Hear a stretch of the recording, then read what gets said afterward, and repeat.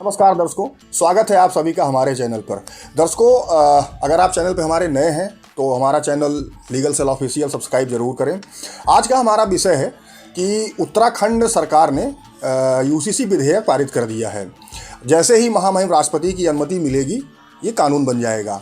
अब यूसीसी यानी कि यूनिफॉर्म सिविल कोड, समान नागरिक संहिता, इसको लाने का मकसद क्या था और इसकी विशेषताएं क्या हैं, इसमें किसको लाभ मिलेगा, किसको हानि होगी, इन सारी चीज़ों को आज हम इस वीडियो में डिस्कस करेंगे और बताएंगे कि यूसीसी आने के बाद तलाक के मामले हों या बहुविवाह के मामले हों या कहें कि लिव इन के मामले हों, इन सारे मामलों में बिल्कुल से एकदम परिवर्तन सा आ जाएगा और बहुत सी चीज़ें हैं जो बदल जाएंगी। तो वीडियो को अंत तक ज़रूर देखिएगा और बताएंगे कि इसमें क्या खास बात है। दर्शकों, उत्तराखंड में काफ़ी दिनों से ये चर्चा में चल रहा था कि यूसीसी लाया जाएगा और जैसा कि वहाँ के मुख्यमंत्री पुष्कर सिंह धामी ने चुनाव के समय भी इस बात को उठाया था कि उत्तराखंड में यूसीसी लागू होगा। उसी रास्ते पर कार्य करते हुए अंततः उत्तराखंड में यूसीसी विधेयक जो है वो पारित हो गया है। अब महामहिम राष्ट्रपति की आज्ञा मिलते ही ये कभी भी कानून के रूप में लागू हो सकता है।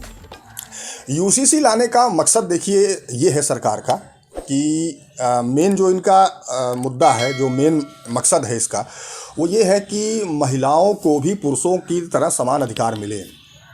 अब तलाक के मामले हों या कोई और जितने भी मामले हैं उसमें देखा जाए तो कहीं ना कहीं महिलाओं के जो अधिकारों का हनन होता है और लिव इन रिलेशनशिप में जो लोग रह रहे हैं उनके लिए भी इसमें काफ़ी कुछ चीज़ें हैं।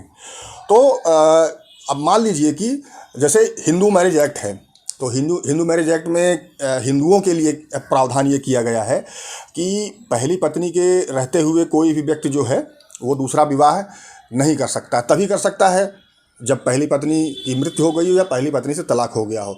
लेकिन अगर गैर हिंदू समुदाय में देखा जाए तो उनके यहाँ उनके कुछ अपने पर्सनल लॉज हैं, व्यक्तिगत कानून हैं जो कि वो उनकी धार्मिक सांस्कृतिक परिस्थितियों को देखते हुए बनाए गए हैं।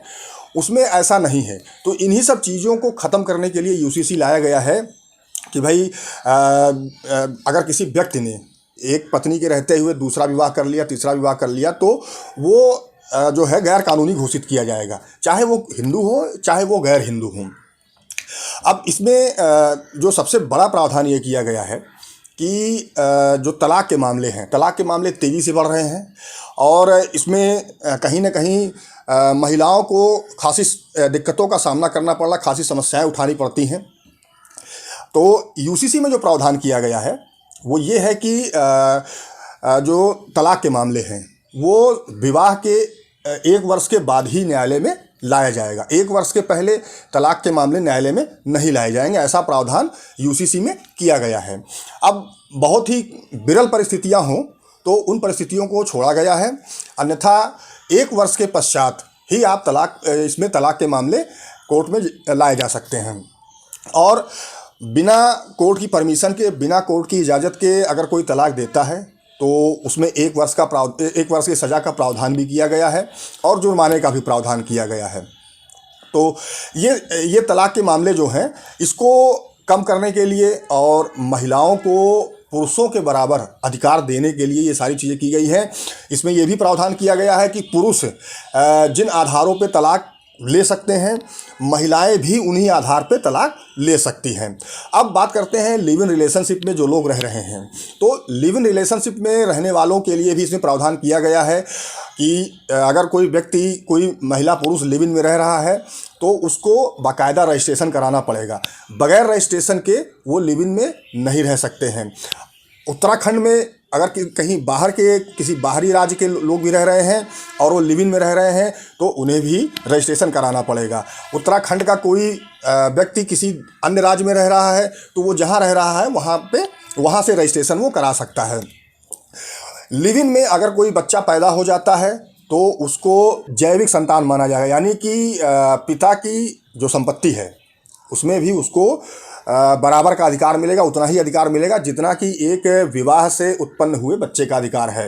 तो जो लोग भी लिव इन में वहाँ रहेंगे या रहने की सोच रहे हैं तो उन्हें रजिस्ट्रेशन कराना ही पड़ेगा, अन्यथा हो सकता है कि उन्हें जो है रहने के लिए मकान न मिले या सरकार की तरफ से समस्याएं आए, या जो अगर लिव इन में रह रहे हैं और बच्चा पैदा हो गया है तो उसे वो अधिकार, कानूनी अधिकार न मिले। ये सारी दिक्कतें भविष्य में आ सकती हैं। तो यूसीसी में ये प्रावधान किया गया है कि भाई लिव इन में अगर रह रहे हैं तो रजिस्ट्रेशन कराना पड़ेगा। अब कई ऐसी चीज़ें हैं जो यूसीसी के आने के बाद बदल जाएंगी, जैसे कि उत्तराधिकार का अधिनियम है, या अगर दत्तक ग्रहण की बात करें, एडॉप्शन की, तो ये सारी चीज़ें जो है वो सारी चीज़ें बदल जाएंगी। यानी कि एक तरह से कुल मिला कहें कि यूसीसी यानी यूनिफॉर्म सिविल कोड आने के बाद जो है वो राज्य के जितने भी नागरिक हैं, चाहे वो हिंदू हो, मुसलमान हो, सिख हो, ईसाई हो, सबको बराबर का अधिकार, यानी कि यूसीसी में जो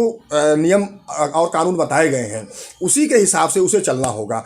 अब ये जो यूसीसी लाया गया है उत्तराखंड में, तो इसका विरोध भी बहुत तेज़ी से हो रहा है और विशेषकर गैर हिंदू समुदाय इसका विरोध ज़्यादा कर रहे हैं, और इसको लेकर काफ़ी बवाल भी हो रहा है कि कई नई नई चीज़ें सामने आ रही हैं कि जो है मुसलमानों को डराया जा रहा है, या इस तरह की जो चीज़ें आई हैं।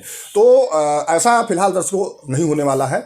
यूसीसी सिर्फ इसलिए लाया जा रहा है कि जितने भी राज्य के नागरिक हैं वो उन सबको समान अधिकार मिले, किसी को मतलब कम या ज़्यादा अधिकार नहीं न मिले। कि जैसा कि इसमें बताया गया है कि महिलाओं को अब तक जो था वो पुरुषों से कम अधिकार प्राप्त थे, लेकिन यूसीसी आने के बाद वो अधिकार समान हो जाएंगे। दर्शकों, कुल मिलाकर यूसीसी आने के बाद जो बदलाव होंगे उसमें चाहे किसी भी धर्म की लड़की हो या लड़का हो, उसकी शादी की उम्र तय कर दी गई, यानी कि लड़कियों की 18 वर्ष और लड़कों की 21 वर्ष कर दी गई है। दूसरी चीज़ ये है कि सभी धर्म, यानी कि चाहे वो हिंदू हों, गैर हिंदू हों, सबको विवाह का पंजीकरण कराना अनिवार्य हो कर दिया गया है। बच्चों के अधिकार समान कर दिए गए हैं, चाहे वो जैविक बच्चा हो, चाहे वो लिव इन रिलेशनशिप से पैदा हुआ बच्चा हो, चाहे वो टेस्ट ट्यूब बेबी से पैदा हुआ बच्चा हो, सबको समान अधिकार दिया गया है। उत्तराधिकार की बात करें तो लड़के और लड़कियों को भी समान अधिकार दे दिया गया है। जितने अधिकार लड़कों के हैं उतने ही अधिकार लड़कियों के भी हैं। और सबसे बड़ी बात यह है कि जो तलाक के मामले हैं, तलाक के मामले जिस आधार पर पति तलाक ले सकता है उस आधार पर पत्नी भी अब तलाक ले सकती है।